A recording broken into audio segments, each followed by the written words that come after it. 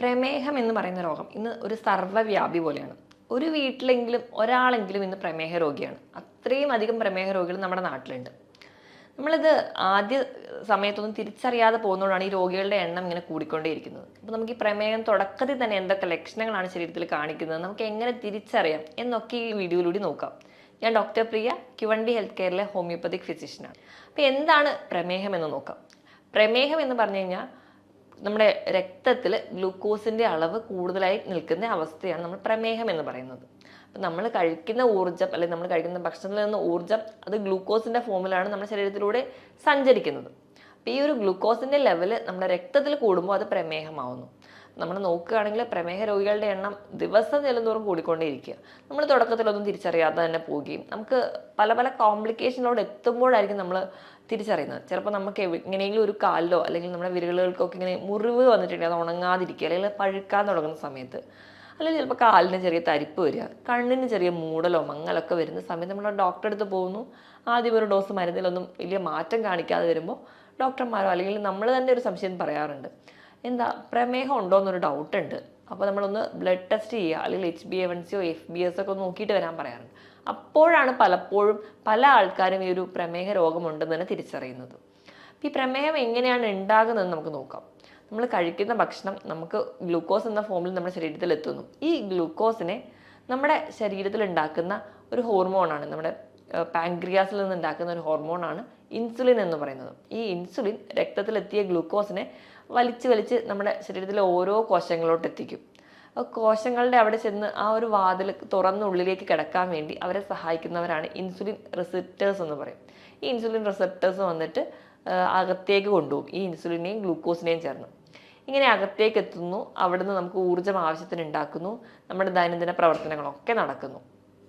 ഇനി നമ്മുടെ ശരീരത്തിൽ എന്തെങ്കിലുമൊക്കെ ഒരു താളപ്പിഴവുകൾ വരിക അല്ലെങ്കിൽ ഒരു പ്രമേഹ രോഗ സാധ്യതയൊക്കെ ആകുന്ന സമയത്ത് നമുക്ക് ഉണ്ടാകുന്ന ആ ഒരു ഇൻസുലിൻ എന്ന് പറയുന്നത് അത്ര ഒരു കാര്യക്ഷമമായിട്ടുള്ള ഒന്നായിരിക്കത്തില്ല. അല്ലെങ്കിൽ ഇൻസുലിൻ ഒരു ഹൈപ്പർ സെൻസിറ്റീവായിട്ട് മാറും, ഒരു ഇൻസുലിൻ റെസിസ്റ്റൻസ് കാണിക്കാൻ തുടങ്ങും. അപ്പോൾ ഇൻസുലിൻ റെസിസ്റ്റൻസ് ആയി കഴിഞ്ഞിട്ടുണ്ടെങ്കിൽ നമുക്ക് ഈ ഒരു പറയുന്ന ഇൻസുലിൻ അകത്തേക്ക് ഉണ്ടാകാനുള്ള റിസപ്റ്റേഴ്സിൻ്റെ ഒരു കഴിവ് കുറയുകയും നമ്മൾ എത്ര റിസപ്റ്റേഴ്സും ആ ഒരു കറക്റ്റായിട്ട് ഗ്ലൂക്കോസിൻ്റെ അകത്തേക്ക് വലിച്ചുകൊണ്ട് പോകാൻ പറ്റാതെ വരികയും ചെയ്യും. അതിൻ്റെ ഭാഗമായിട്ട് നമ്മുടെ രക്തത്തിൽ നമുക്ക് ഈ ഗ്ലൂക്കോസിൻ്റെ ലെവൽ കൂടുതലായിട്ട് വരാൻ ചാൻസ് ഉണ്ട്. അപ്പോൾ ഈ ഇൻസുലിൻ റെസിസ്റ്റൻസ് എന്ന് പറയുന്ന ഒരു കണ്ടീഷനാണ് തുടക്കത്തിൽ പ്രമേഹത്തിൻ്റെ ആ ഒരു രോഗത്തേക്ക് എത്തുന്നതിന് മുൻപ് ആ ഒരു പ്രീ ഡയബറ്റിക് ആയിട്ടുള്ള ഒരു സ്റ്റേജിൽ കാണുന്ന ഒരു കണ്ടീഷനെയാണ് നമ്മൾ ഇൻസുലിൻ റെസിസ്റ്റൻസ് എന്ന് പറയാം. ഈ ഇൻസുലിൻ റെസിസ്റ്റൻസ് എന്ന് പറയുന്ന ഒരു കണ്ടീഷൻ ആകുമ്പോൾ തന്നെ നമ്മുടെ ശരീരത്തിൽ ചെറിയ ചെറിയ ലക്ഷണങ്ങൾ കാണിക്കാറുണ്ട്. അതിൽ ഒന്നാമത്തെ ലക്ഷണം എന്ന് പറഞ്ഞെങ്കിൽ അമിതമായ വിശപ്പ്. നമ്മൾ നോർമലായിട്ട് ഭക്ഷണം കഴിച്ചുകൊണ്ടിരിക്കുന്ന ഒരാളാണ്, നമുക്ക് അത്യാവശ്യം വണ്ണമൊക്കെ ഉണ്ട്, പക്ഷേ പിന്നീട് അയാൾക്ക് വിശപ്പ് അങ്ങ് കൂടാൻ തുടങ്ങുകയാണ്. ഇപ്പം നമ്മുടെ വീട്ടിലോ അല്ലെങ്കിൽ നമ്മുടെ ചുറ്റുപാടും ആരെങ്കിലും ഉണ്ട്, ഭയങ്കരമായിട്ട് എനിക്കങ്ങ് വിശപ്പാണ് എന്ന് പറയുന്ന ആൾ, പക്ഷേ ഭക്ഷണം കഴിക്കുന്നുണ്ടെങ്കിലും ഭയങ്കരമായി എനിക്ക് ക്ഷീണമുണ്ട് എന്നൊക്കെ പറയാൻ തുടങ്ങുന്നുണ്ടെങ്കിൽ നമ്മൾ പറയാം അവരോട്, ഒന്ന് ജസ്റ്റ് പ്രമേഹം ഉണ്ടോ, അല്ലെങ്കിൽ നിങ്ങൾക്ക് പാരമ്പര്യമായിട്ട് പ്രമേഹമുള്ള ആൾക്കാരാണെങ്കിൽ ഒന്ന് ജസ്റ്റ് ബ്ലഡ് ടെസ്റ്റ് ചെയ്ത് നോക്കൂ, അല്ലെങ്കിൽ പ്രമേഹ രോഗ സാധ്യത നിങ്ങൾക്കുണ്ട് എന്ന് പറയാം. അപ്പം ഇങ്ങനെയൊരു ലക്ഷണമാണ് ആദ്യം നമുക്ക് കാണാൻ പറ്റുക. ഇനി ഇതിനോടൊപ്പം തന്നെ നമുക്ക് ഈ വിരലുകളുടെ മടക്കുകളിൽ, കഴുത്തിൻ്റെ പുറകു ഭാഗത്ത് ഈ മടക്കുകളിലാണ് കൂടുതലായിട്ടും ഒരു കറുത്ത നിറമാകുക. നമ്മൾ അക്കാന്തോസിസ് നൈഗ്രിക്കൻസ് എന്നാണ് പറയുക. ഇപ്പം ഒരു ഇൻസുലിൻ റെസിസ്റ്റൻസ് ഉണ്ടാകുന്ന ഒരു ടൈമിൽ കാണുന്ന ഒരു ലക്ഷണമാണിത്. ഇതേ ലക്ഷണം നമുക്ക് PCODയുടെ കേസിലും കാണാൻ പറ്റും. കാരണം അവിടെയും നമ്മുടെ ശരീരത്തിൽ ഇൻസുലിൻ റെസിസ്റ്റൻസ് ആണ് ഉണ്ടാവുക. PCOD ഉള്ള പെൺകുട്ടികൾക്ക് നോക്കിക്കഴിഞ്ഞാൽ അവരുടെ കഴുത്തിൻ്റെ ബാക്കിൽ ഒരു കറുത്ത നിറം, അതേപോലെ വിരലുകളുടെ മടക്കുകളിൽ ഒരു ബ്ലാക്ക് ഡിസ്കളറേഷൻ ഉണ്ടെങ്കിൽ അവിടെയും ഇൻസുലിൻ റെസിസ്റ്റൻസ് ഉണ്ടെന്നാണ് അർത്ഥം. അപ്പം അതും ഒരു ലക്ഷണമാണ്. ഇനി നമ്മൾ രക്തത്തിൽ നമ്മുടെ ഗ്ലൂക്കോസിൻ്റെ ലെവൽ അങ്ങ് കൂടി, അതായത് ഡയബറ്റീസിൻ്റെ തുടക്കത്തിലേക്ക് എത്തി, അല്ലെങ്കിൽ ഡയബറ്റിക്കായി, നിങ്ങളൊരു പ്രമേഹ രോഗിയായി, ഇങ്ങനെ ഗ്ലൂക്കോസ് ലെവൽ നമ്മുടെ രക്തത്തിൽ കൂടിക്കഴിഞ്ഞാൽ നമുക്ക് വിശപ്പ് കൂടുന്നതിനോടൊപ്പം തന്നെ ദാഹവും കൂടും. ദാഹം കൂടുമ്പോൾ നമ്മൾ നല്ല രീതിയിൽ വെള്ളം കുടിക്കും. ഇനിയിപ്പോൾ വെള്ളം കുടിക്കുന്നതിനേക്കാളും അധികമായിട്ട് മൂത്രം പോകാൻ തുടങ്ങും. അങ്ങനെ ഇടയ്ക്കിടയ്ക്ക് മൂത്രം ഒഴിക്കണം എന്നുള്ളൊരു തോന്നൽ. അപ്പോൾ നമ്മൾ ഈ ഒരു 3 ടേമാണ് നമ്മൾ ഏറ്റവും അധികമായിട്ട് പറയാം: പോളിഡിപ്സിയ, പോളിഫാജിയ, പോളിയൂറിയ. പോളിഡിപ്സിയ എന്ന് പറയുമ്പോൾ നല്ലപോലെ വെള്ളം കുടിക്കുക, പോളിഫാജിയ എന്ന് പറയുമ്പോൾ നല്ലപോലെ വിശപ്പ്, പോളിയൂറിയ എന്ന് പറഞ്ഞാൽ അധികമായിട്ട് മൂത്രം ഒഴിക്കാൻ പോവുക. 1 മണിക്കൂറിൽ തന്നെ 2 തവണ കൂടുതൽ മൂത്രം ഒഴിക്കാൻ പോകുന്നുണ്ടെങ്കിൽ നിങ്ങൾക്ക് ഒരു പ്രമേഹ രോഗ സാധ്യതയൊക്കെ ഉണ്ട്. അപ്പോൾ ഈ 3 ലക്ഷണങ്ങൾ ഉണ്ടെങ്കിൽ, ഈ ഒരു 3 ലക്ഷണങ്ങളെ നമ്മൾ കാർഡിനൽ സിംറ്റംസ് ആയിട്ടാണ് പറയുക. ഈ ഒരു 3 ലക്ഷണങ്ങൾ ഉണ്ടെങ്കിൽ നമുക്ക് ഉറപ്പിക്കാം, അല്ലെങ്കിൽ പ്രമേഹ രോഗ സാധ്യത വളരെയധികം കൂടുതലാണ്. അപ്പോൾ ഈ ലക്ഷണങ്ങൾ ആർക്കെങ്കിലും ഉണ്ടെങ്കിൽ അത് എത്രയും പെട്ടെന്ന് നിങ്ങൾ ഒരു ഡോക്ടറെ കാണുക, അല്ലെങ്കിൽ നിങ്ങൾ തന്നെ പോയിട്ട് ഒരു ബ്ലഡ് ടെസ്റ്റ് ചെയ്ത് നോക്കുക. ബേസിക് ആയിട്ട് ഈ ഒരു FBS PPBS ഒക്കെ നമ്മൾ നോക്കുന്നതിനേക്കാൾ ഏറ്റവും നല്ലത് HbA1c ആണ്. HbA1c എന്ന് പറയുമ്പോൾ നമുക്ക് ഒരു 3 മാസത്തെ ആവറേജ് നമ്മുടെ ഗ്ലൂക്കോസ് ലെവൽ കണ്ടുപിടിക്കാൻ പറ്റും. അപ്പോൾ ആ ഒരു ലെവൽ നമ്മൾ അധികമായി പോകുന്നുണ്ടെങ്കിൽ നമ്മൾ പ്രമേഹത്തിൻ്റെ ആ ഒരു പിടിയിലോട്ട് പോവുകയാണ് എന്നാണ് അർത്ഥം. അപ്പോൾ FBS എന്ന് പറയുമ്പോൾ ഫാസ്റ്റിങ്ങിൽ തന്നെ പോയി നോക്കുന്ന, അല്ലെങ്കിൽ വെള്ളം പോലും കുടിക്കാതെ രാവിലെ എണീറ്റ് പോയി ബ്ലഡ് ടെസ്റ്റ് ചെയ്യുമ്പോൾ നമുക്ക് കിട്ടുന്ന ഒന്നാണ് FBS. പിന്നെ PPBS എന്ന് പറഞ്ഞാൽ ഭക്ഷണം കഴിച്ച് കഴിഞ്ഞിട്ട് 2 മണിക്കൂറിന് ശേഷം RBS റാൻഡമായിട്ട് നമ്മൾ ചെക്ക് ചെയ്യുന്ന ഒന്നാണ്. ഈ പറയുന്ന ബ്ലഡ് ടെസ്റ്റുകൾ നമുക്ക് കൂടെ ചെയ്യാവുന്നതാണ്. അപ്പോൾ ഈ ആർക്കൊക്കെയാണ് ഈ പ്രമേഹം വരാൻ ചാൻസ് ഉണ്ടാവുക? അപ്പം നമ്മൾ അറിയാം, മിക്ക ആൾക്കാരും പറയാറുണ്ട് എനിക്ക് പാരമ്പര്യമായിട്ട് അച്ഛനും അമ്മയ്ക്കും ഒക്കെ ഷുഗർ ഉണ്ട്, അതുകൊണ്ടാണ് എനിക്ക് ഷുഗർ വന്നതെന്ന്. അപ്പം അതൊരു വാസ്തവമാണോ എന്ന് നമുക്ക് നോക്കാം.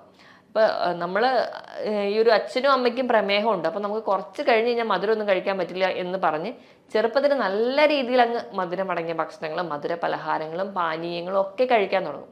അപ്പോൾ ധാരാളമായി ഇത് കഴിക്കുന്നതിൻ്റെ ഭാഗമായിട്ട് 30 അല്ലെങ്കിൽ ഒരു 35 വയസ്സിന് മുൻപ് തൊട്ടേ അവർക്ക് പ്രമേഹം വരാം. അപ്പോൾ പാരമ്പര്യത്തിനേക്കാളും ഏറ്റവും ഇമ്പോർട്ടൻറ്റ് നമ്മുടെ ജീവിതശൈലിയാണ്. പാരമ്പര്യത്തോടൊപ്പം തന്നെ ഇങ്ങനെ തെറ്റായ ഒരു ജീവിതശൈലി കൂടി ഉണ്ടെങ്കിൽ വളരെ നേരത്തെ നമ്മൾ പ്രമേഹ രോഗിയാവും. പക്ഷേ പാരമ്പര്യമുണ്ട്, അതോടൊപ്പം നമ്മളെ കറക്റ്റ് കൺട്രോളിലാണ് നമ്മുടെ ഫുഡ് പോകുന്നതെങ്കിൽ നമുക്ക് പ്രമേഹ രോഗ സാധ്യത വളരെ കുറവാണ്. അപ്പോൾ പാരമ്പര്യത്തിനേക്കാളും ഏറ്റവും വലിയ വില്ലൻ എന്ന് പറയുന്നത് നമ്മുടെ ലൈഫ് സ്റ്റൈൽ തന്നെയാണ്. അപ്പോൾ നമ്മുടെ ലൈഫ് സ്റ്റൈൽ റെഗുലേറ്റ് ചെയ്യുകയാണെങ്കിൽ ഈ പറയുന്ന രീതിയിൽ നമുക്ക് പ്രമേഹം വരാനുള്ള ചാൻസ് വളരെ കുറവാണ്. അപ്പോൾ ഇതൊക്കെയാണ് നമുക്ക് ആദ്യ കാലഘട്ടങ്ങളിൽ നമ്മൾ ശ്രദ്ധിക്കേണ്ട കാര്യങ്ങൾ. ഇനി ഇപ്പോൾ ഒരു പ്രമേഹത്തിലേക്ക് വന്നു കഴിഞ്ഞ് കഴിഞ്ഞാൽ നമുക്ക് എന്തൊക്കെ ലക്ഷണങ്ങൾ കാണിക്കുമെന്ന് നോക്കാം. അപ്പോൾ ഏറ്റവും ആദ്യം ഞാൻ പറഞ്ഞതുപോലെ മുറിവ് ഉണങ്ങാനായിരിക്കും പാട്. നമ്മുടെ സ്കിന്നിലൊക്കെ ചിലപ്പോൾ വെറുതെ ഒരു ചൊറിച്ചിലോ അല്ലെങ്കിൽ ഒരു റാഷോ വന്നിട്ടുണ്ടെങ്കിൽ നല്ല രീതിയിൽ നമ്മളങ്ങ് ചൊറിഞ്ഞ് ചെറിയൊരു വൂണ്ട് ഉണ്ടായാൽ മതി, അത് ഉണങ്ങില്ല. അതിപ്പോഴും ഇങ്ങനെ പഴുത്തോണ്ടേയിരിക്കും. നമ്മൾ ഡോക്ടറെ അടുത്ത് പോയി എത്ര മെഡിസിൻ വെച്ചാലും എത്ര ഡ്രസ്സ് ചെയ്താൽ പോലും അത് ഉണങ്ങാതിരിക്കും. അപ്പോൾ അത് ഒരു പ്രമേഹത്തിൻ്റെ ഏറ്റവും വലിയ പ്രശ്നമാണ്. നമ്മളിപ്പോൾ പറമ്പിലൊക്കെ ഇറങ്ങുന്ന സമയത്ത് കാലൊരു മുള്ളു കൊണ്ടാൽ മതി, ആ ഒരു പോയിന്റിൽ നിന്ന് അത് ഇൻഫെക്റ്റഡ് ആയിട്ട് അൾസറായിട്ട് മാറാനുള്ള ചാൻസ് വളരെ കൂടുതലാണ്. അപ്പം നമുക്കറിയാം ഈ ഡയബറ്റിസ് ഫുഡ് പോലെയുള്ള കണ്ടീഷൻസ്, കാരണം ഒരു പ്രമേഹ രോഗിക്ക് ഇങ്ങനെ ഒരു കണ്ടീഷൻ വന്നു കഴിഞ്ഞാൽ മുറിച്ച് കളയാൻ മാത്രമേ വഴിയുള്ളൂ. അപ്പോൾ അങ്ങനത്തെ ചില പ്രശ്നങ്ങൾ ഉണ്ട്. ഇനി അടുത്തൊരു കംപ്ലൈൻ്റ് ആയിട്ട് ആൾക്കാർ പലരും പറയുന്നതാണ് കണ്ണിന് കാഴ്ച കുറയുക, ഒരു മൂടലുണ്ട് അല്ലെങ്കിൽ ഒരു മങ്ങലുണ്ട്, ദൂരക്കാഴ്ച കുറയുന്നു എന്നുള്ളത്. ഇത് നമുക്ക് നമ്മുടെ കണ്ണിനെ ബാധിക്കുമ്പോൾ ഉണ്ടാകുന്ന ചേഞ്ചസ് ആണ്.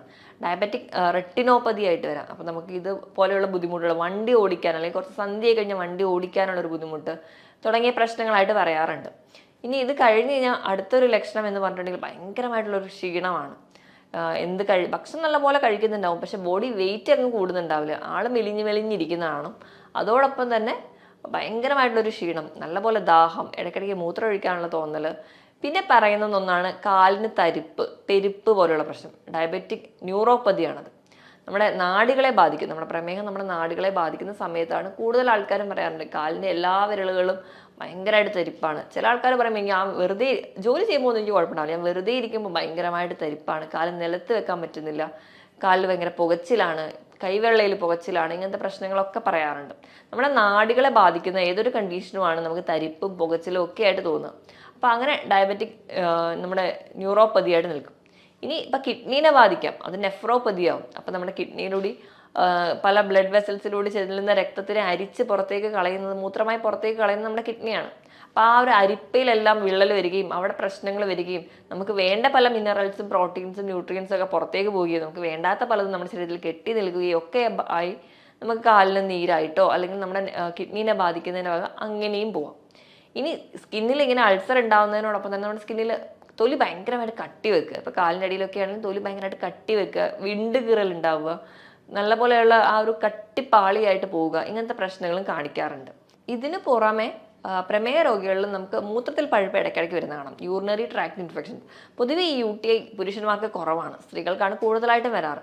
പക്ഷേ ഈ പ്രമേഹ രോഗി ആണെങ്കിൽ അത് ഇടയ്ക്കിടയ്ക്ക് വരാനുള്ള ചാൻസ് വളരെ കൂടുതലാണ്. അതുപോലെ തന്നെയാണ് നമുക്ക് ഓറൽ ത്രഷ് എന്ന് പറയാം. നമ്മുടെ വായിൽ ഇടയ്ക്കിടയ്ക്ക് പൂപ്പൽ ബാധ വരിക, ഒരു വെളുത്ത പാട പോലെ വരിക, നല്ല ചുമന്നിരിക്കുക വായ, ഭക്ഷണം ഒന്നും കഴിക്കാൻ പറ്റില്ല, തീരെ എരിവ് പോലും കഴിക്കാൻ പറ്റാത്ത രീതിയിൽ ഭയങ്കരമായിട്ട് ഭക്ഷണം കഴിക്കുന്നതിലൊക്കെ ബുദ്ധിമുട്ടായി പ്രസൻറ്റ് ചെയ്യുന്ന ഒന്നാണ് ഓറൽ ത്രഷ്. ഇങ്ങനെ ഒരു ബുദ്ധിമുട്ട് കാണാറുണ്ട്. ഇനി സ്ത്രീകളുടെ കേസ് എടുക്കുകയാണെങ്കിൽ വജൈന അല്ലെങ്കിൽ യോനി ഭാഗത്ത് ഭയങ്കര ചൊറിച്ചിൽ വരിക, അവിടെ ഇൻഫെക്ഷൻസ് റിക്കറൻ്റ് ചെയ്ത് വരിക, പിന്നെ അതുപോലെ തന്നെ ലുക്കോറിയ പോലെയുള്ള ഡിസ്ചാർജുകളായിട്ട് പ്രസൻറ്റ് ചെയ്യുക, ഇങ്ങനെയുള്ള പ്രശ്നങ്ങളും ആ ഒരു ഏരിയ ഭയങ്കര ഡ്രൈ ആയി പോവുക, ഈ പറയുന്ന ബുദ്ധിമുട്ടുകൾ സ്ത്രീകളിലും കാണിക്കാറുണ്ട്. ഇനി ഇപ്പം സ്കിന്നിൽ ഇതിന് പുറമേ ആയിട്ട് ബ്ലിസ്റ്റേഴ്സ് ആയിട്ട് പ്രസന്റ് ചെയ്യാറുണ്ട്. ചെറിയ ചെറിയ കുമിളകളായിട്ട് നമ്മുടെ കാലിൻ്റെ എല്ലിൻ്റെ മുകളിലും ഒക്കെ പ്രസന്റ് ചെയ്യാറുണ്ട്. ആ ഒരു ഏരിയയിലുള്ള സ്കിന്ന് ഭയങ്കരമായിട്ട് കറുത്ത് പോവുക, ഈ കൈകളിലെ മടക്കിലെ പോലെ തന്നെ കാൽഭാഗത്തൊക്കെ സ്കിന്ന് ഭയങ്കരമായിട്ട് കറുത്ത നിറത്തിലേക്ക് മാറുക, നല്ല ഫെയർ ആയിട്ടിരുന്ന ഒരാളായിരിക്കും, പെട്ടെന്ന് തന്നെ നമ്മുടെ സ്കിന്നിലെ പിഗ്മെന്റഡ് ആവുക, ഇങ്ങനത്തെയുള്ള ചേഞ്ചസും സ്കിന്നിൽ കാണിക്കാറുണ്ട്. ഇതോടൊപ്പം തന്നെ സ്കിന്നിൽ ചെറിയ ചെറിയ ടാഗായിട്ട് പ്രസന്റ് ചെയ്യാം, കഴുത്തിലും അതുപോലെ തന്നെ കാലിലും കയ്യിലും ഒക്കെ ഭാഗങ്ങളിൽ ചെറിയ ചെറിയ ടാഗായിട്ട് പ്രസന്റ് ചെയ്യാം. കാരണം ഒന്നും കൂടാതെ ചെറിയ റെഡ് റാഷസ് ആയിട്ട് പ്രസന്റ് ചെയ്യുക, ഇങ്ങനത്തെ കുറേ ചേഞ്ചസും ഈ പ്രമേഹ രോഗികളിൽ കാണിക്കുന്ന ലക്ഷണങ്ങളാണ്. ഈ പറഞ്ഞ ലക്ഷണങ്ങളൊക്കെയാണ് കൂടുതലും പ്രമേഹ രോഗികളിൽ കാണാറുള്ളത്. നമ്മൾ ഈ പറഞ്ഞ രീതിയിൽ അല്ലെങ്കിൽ പ്രമേഹം വേണ്ട രീതിയിലൊന്നും നമ്മൾ ശ്രദ്ധിക്കാതെ പോകുമ്പോൾ അത് കോംപ്ലിക്കേഷൻ ഉണ്ടാവുകയും അത് മറ്റ് പല ലക്ഷണങ്ങളോടും കൊണ്ടുപോകാറുണ്ട്. എന്തെങ്കിലും ഈ പറയുന്ന ലക്ഷണങ്ങൾ നമുക്ക് ആർക്കെങ്കിലും ഒക്കെ ഉണ്ടെങ്കിൽ നിങ്ങൾ എത്രയും പെട്ടെന്ന് ഡോക്ടറെ കൺസൾട്ട് ചെയ്ത് കൃത്യമായ ബ്ലഡ് ടെസ്റ്റും നല്ല രീതിയിൽ നമ്മുടെ ഫുഡ് കൺട്രോളും ഉണ്ടെങ്കിൽ നമുക്ക് ആദ്യത്തെ ഒരു സ്റ്റേജിലൊക്കെയാണ് നമുക്കത് ഭക്ഷണ നിയന്ത്രണത്തിലൂടെ തന്നെ നമുക്ക് കൊണ്ടുപോകാൻ പറ്റും. ഇനി ഇപ്പം ഭക്ഷണം നിയന്ത്രിക്കുന്ന സമയത്ത് നമ്മൾ അന്നജത്തിൻ്റെ അളവ് നല്ലപോലെ കുറയ്ക്കുക, നമ്മൾ കുറച്ചുകൂടെ പ്രോട്ടീൻ്റെ അളവ് കൂടുക, ധാരാളമായിട്ട് പഴവർഗ്ഗങ്ങളും പച്ചക്കറികളും കഴിക്കുക. ഇനി ഇതോടൊപ്പം തന്നെ ഒരു ഇൻ്റർമീഡിയറ്റ് ഫാസ്റ്റിംഗ് കൂടി ഉണ്ടെങ്കിൽ നമുക്ക് പ്രമേയം ഈസി ആയിട്ട് കൺട്രോൾ ചെയ്യാൻ പറ്റും. വൈകുന്നേരത്തെ ഡിന്നർ നേരത്തെ കഴിക്കുക, പിറ്റേ ദിവസം ബ്രേക്ക്ഫാസ്റ്റ് കുറച്ച് ലേറ്റ് ആയാലും കുഴപ്പമില്ല, ഒരു 14 മണിക്കൂറെങ്കിലും ഇതിനിടയിൽ ഒരു ഗ്യാപ്പ് ഉണ്ടെങ്കിൽ ആ ഒരു ഇൻ്റർമീഡിയറ്റ് ഫാസ്റ്റിംഗ് ആവും. അതുവഴി നമുക്ക് കുറച്ചും കൂടി ആ ഒരു ഡയറ്റ് കൂടി എടുക്കുകയാണെങ്കിൽ നമുക്ക് ഈസി ആയിട്ട് നമ്മൾ ഡയബറ്റീസ് കൺട്രോൾ ചെയ്യാൻ പറ്റുന്ന ഒരു കണ്ടീഷനാണ്. നമ്മൾ കഴിക്കേണ്ട ഭക്ഷണം എന്ന് പറഞ്ഞിട്ടുണ്ടെങ്കിൽ മാക്സിമം നമ്മൾ ഇലക്കറികൾ, പഴവർഗ്ഗങ്ങൾ, പച്ചക്കറികളൊക്കെ കഴിക്കും. ഇപ്പോൾ പഴവർഗ്ഗങ്ങൾ എടുക്കുമ്പോൾ അധികം മധുരമില്ലാത്ത പഴവർഗ്ഗങ്ങൾ കഴിക്കാൻ വേണ്ടി ശ്രദ്ധിക്കുക. അതായത് ഗ്ലൈസീമിക് ഇൻഡെക്സ് കുറഞ്ഞ പഴവർഗ്ഗങ്ങൾ, നിങ്ങൾക്ക് അതിനായിട്ട് ആപ്പിളോ അല്ലെങ്കിൽ അധികം പഴുക്കാത്ത ഏത്തപ്പഴം കഴിക്കാം, അല്ലെങ്കിൽ റോബസ്റ്റ പോലുള്ള പഴങ്ങൾ കഴിക്കാം. അപ്പോൾ മുന്തിരിക്ക ആണെങ്കിൽ 8-10 എണ്ണം നിങ്ങൾ കഴിക്കാം. പക്ഷേ ദിവസവും ഒരു ഫ്രൂട്ട് മാത്രമേ കഴിക്കാവുള്ളൂ. ഇപ്പോൾ പേരയ്ക്കൊക്കെ ആണെങ്കിൽ വളരെ നല്ലതാണ് ഇപ്പോൾ പ്രമേഹ രോഗികൾക്ക് കഴിക്കാനാണെങ്കിൽ. അപ്പം ഏതെങ്കിലും ഒരു ഫ്രൂട്ട് നമ്മൾ ഒരു ദിവസം കഴിക്കുകയാണെങ്കിൽ നമുക്ക് ഹെൽത്തി ആയിട്ട് നമ്മുടെ പ്രമേഹത്തിനെ കൺട്രോൾ ചെയ്യാൻ പറ്റും. മാക്സിമം നിങ്ങൾ വെള്ള അരി ഉപയോഗിക്കുന്നവരാണെങ്കിൽ അത്, അല്ലെങ്കിൽ പോളിഷ്ഡ് ആയിട്ടുള്ള മൈദയോ അല്ലെങ്കിൽ എന്ത് ആയിക്കോട്ടെ അത് ഉപയോഗിക്കുന്നവരാണെങ്കിൽ അത് കഴിവതും കുറയ്ക്കും. അപ്പം ഇനി പ്രമേഹത്തിനെ നിയന്ത്രിക്കാൻ വേണ്ടി മിക്ക ആൾക്കാരും ഡിപ്പെൻഡ് ചെയ്യുന്ന ഒന്നാണ് ഓട്സ് എന്ന് പറയുന്നത്. നമ്മൾ ഓട്സ് എടുക്കുമ്പോൾ നമ്മൾ ശ്രദ്ധിക്കേണ്ടത് പോളിഷ്ഡ് ഓട്സ് ഒഴിവാക്കുക, പകരം ഹോൾ ഗ്രെയിൻ ആയിട്ടുള്ള കുറച്ച് കട്ടിയോട് കൂടിയായിട്ടുള്ള ഒരു ഓട്സ് ഉണ്ടാവും. അപ്പോൾ അത് മേടിച്ച് കുക്ക് ചെയ്യാൻ വേണ്ടി ശ്രദ്ധിക്കുക. പിന്നെ അത് പാചകം ചെയ്യുന്ന രീതിയിലാണെങ്കിലും നമ്മൾ എപ്പോഴും ഇൻസ്റ്റൻറ്റ് ഓട്സ് എടുത്ത് നമ്മുടെ പാലിൽ അല്ലെങ്കിൽ വെള്ളത്തിൽ കുറുക്കി കഞ്ഞിയായിട്ട് കഴിക്കാനാണ് താല്പര്യപ്പെടുക, അല്ലെങ്കിൽ ആ ഒരു കുറുക്ക് ഫോമിലോട്ട് കഴിക്കാനാണ് താല്പര്യപ്പെടുക. അത് നമുക്ക് ഗ്ലൈസമിക് ഇൻഡെക്സ് വളരെയധികം കൂടാനുള്ള കാരണമാവും. അപ്പോൾ അതിന് പകരമായിട്ട് നിങ്ങൾ മാക്സിമം ഉപ്പുമാവ് അല്ലെങ്കിൽ പുട്ട്, ഇത് രണ്ടും ഗ്ലൈസമിക് ഇൻഡെക്സ് പൊതുവേ ഓട്സിൽ കുറഞ്ഞതാണ്. അപ്പം ഇത് രണ്ടും കുക്ക് ചെയ്ത് കഴിക്കാൻ വേണ്ടി ശ്രദ്ധിക്കും. ഇപ്പോൾ പച്ചക്കറി ധാരാളം ഇട്ടിട്ട് നിങ്ങൾക്ക് ഉപ്പുമാവ് കഴിക്കുകയാണെങ്കിൽ നമ്മൾ ഹെൽത്തി ആയിട്ട് ഇരിക്കാനും പറ്റും, ഗ്ലൈസമിക് ഇൻഡെക്സ് വളരെ കുറവായിരിക്കും. അപ്പോൾ അങ്ങനെയുള്ള ഹെൽത്തി ആയിട്ടുള്ള ഫുഡുകൾ ഡിപ്പെൻഡ് ചെയ്യാൻ വേണ്ടി നോക്കുക. വൈകുന്നേരത്തെ ഒരു ഡിന്നർ എന്ന് പറഞ്ഞാൽ നിങ്ങൾ സാലഡിലൂടെ മാത്രം ഒതുക്കുക. ഭക്ഷണം കംപ്ലീറ്റ്ലി ഒഴിവാക്കുകയല്ല വേണ്ടത്. നമ്മൾ ഭക്ഷണം കഴിക്കണം, ക്വാണ്ടിറ്റി നല്ലപോലെ കുറയ്ക്കുക, തവണകൾ കൂട്ടുക. ഇപ്പം പ്രമേഹ രോഗികൾ എപ്പോഴും ഭക്ഷണം കഴിക്കുമ്പോൾ 4-5 തവണയായിട്ട് കഴിക്കുന്നതിൻ്റെ ക്വാണ്ടിറ്റി അങ്ങ് കുറച്ചാൽ മതി. നമ്മുടെ വിശപ്പിനനുസരിച്ച് മാത്രം വളരെ കുറഞ്ഞ രീതിയിൽ ഭക്ഷണത്തിൻ്റെ അളവ് കുറയ്ക്കുക, ക്വാളിറ്റി നല്ല രീതിയിൽ കൂട്ടാനും ശ്രദ്ധിക്കുക. അതായത് നല്ല രീതിയിൽ പച്ചക്കറികളോ അല്ലെങ്കിൽ ഞാൻ പറഞ്ഞ രീതിയിൽ ഹെൽത്തി ആയിട്ടുള്ള ഭക്ഷണം. അപ്പോൾ നമ്മളത് കൃത്യമായ ഒരു ഡയറ്റീഷ്യനായിട്ടുള്ള ഡയറ്റോട് എടുക്കുകയാണെങ്കിൽ നമുക്ക് ഈസി ആയിട്ട് നമുക്ക് പ്രമേഹത്തിനെ കൺട്രോൾ ചെയ്യാൻ പറ്റും. അതുപോലെ തന്നെ നമുക്ക് എല്ലാ രീതിയിലുള്ള പ്രോട്ടീൻസ് കഴിക്കാവുന്നതാണ്. ഇപ്പോൾ പയറ്, കടല അങ്ങനത്തെയുള്ള പച്ചക്കറി വിഭാഗത്തിൽ പെടുന്ന നമുക്ക് പ്രോട്ടീൻസ് ആയിക്കോട്ടെ, അതുപോലെ തന്നെ മത്സ്യവും മാംസവും ഒക്കെ കഴിക്കാവുന്നതാണ്. അതൊക്കെ കറി വെച്ച് കഴിക്കുന്നത് നമുക്ക് കുറച്ചുകൂടെ ഹെൽത്തി ആയിട്ട് ഇരിക്കാനും അല്ലെങ്കിൽ നമുക്ക് ഉണ്ടാകുന്ന ആ ഒരു ക്ഷീണത്തിനെ ഓവർകം ചെയ്യാനും പറ്റും. ഈ പറഞ്ഞ രീതിയിൽ തന്നെ നമ്മുടെ ഡയറ്റ് സെറ്റ് ചെയ്യുക. പിന്നെ വേണ്ടത് കൃത്യമായൊരു വ്യായാമമാണ്. നിങ്ങൾ ആഴ്ചയിൽ 5 ദിവസമെങ്കിലും നിർബന്ധമായിട്ട് എന്തെങ്കിലും ഒരു വ്യായാമം വേണം. നമ്മൾ വീട്ടിൽ ജോലി ചെയ്യുന്നുണ്ടെന്ന് ഓർത്തിട്ടോ അല്ലെങ്കിൽ നമ്മൾ മറ്റു പല ജോലികളും ചെയ്യുന്നവരാണ്, അതുകൊണ്ട് എനിക്ക് വ്യായാമത്തിൻ്റെ ആവശ്യമില്ല എന്നുള്ളൊരു തെറ്റിദ്ധാരണ മാറ്റിയിട്ട് വ്യായാമത്തിന് വേണ്ടിയിട്ട് ഒരു അരമണിക്കൂറെങ്കിലും മാറ്റി വെക്കുക. ആഴ്ചയിൽ 5 ദിവസമെങ്കിലും കൃത്യമായ വ്യായാമം വേണം. ആവശ്യത്തിന് വെള്ളവും നല്ലപോലെ തന്നെ കുടിക്കാൻ വേണ്ടി ശ്രദ്ധിക്കുക. ഇതോടൊപ്പം തന്നെ നമ്മുടെ ഉറക്കത്തിൻ്റെ പാറ്റേൺ ഒക്കെ കൃത്യമായിട്ട് ഇരിക്കുകയാണെങ്കിൽ നമുക്ക് ഈ പറയുന്ന രോഗങ്ങളൊന്നും വലിയ കോംപ്ലിക്കേഷനിലൂടെ പോവാതെ കൺട്രോൾ ചെയ്യാൻ പറ്റും. ഒരു 6 മുതൽ 7 മണിക്കൂർ വരെ നല്ല ഉറക്കം കിട്ടുകയാണെങ്കിൽ നമ്മുടെ ഹെൽത്തി ആയിട്ട് ഇരിക്കാൻ വേണ്ടി സഹായിക്കുകയും ചെയ്യും. ഈ പറഞ്ഞ കാര്യങ്ങളൊക്കെ നിങ്ങൾ ശ്രദ്ധിക്കുക. ഇനി നിങ്ങൾക്ക് എന്തെങ്കിലും പ്രമേഹ രോഗ സാധ്യത ഉണ്ടെങ്കിലോ അല്ലെങ്കിൽ എന്തെങ്കിലും ഈ ഡൗട്ടുകൾ, ഈ പറഞ്ഞ ലക്ഷണങ്ങൾ എന്തെങ്കിലും ഡൗട്ടൊക്കെ ഉണ്ടെങ്കിൽ നിങ്ങളൊരു ഡോക്ടറുടെ കൺസൾട്ടേഷൻ എടുക്കുക. ഈ പറഞ്ഞ കാര്യത്തിൽ എന്തെങ്കിലും ഡൗട്ട് ഉണ്ടെങ്കിൽ താഴെ കാണുന്ന നമ്പറിൽ കോൺടാക്ട് ചെയ്യുക. മറ്റൊരു ഹെൽത്ത് ടോപ്പിക്കുമായിട്ട് വീണ്ടും കാണുന്നത് വരെ നന്ദി.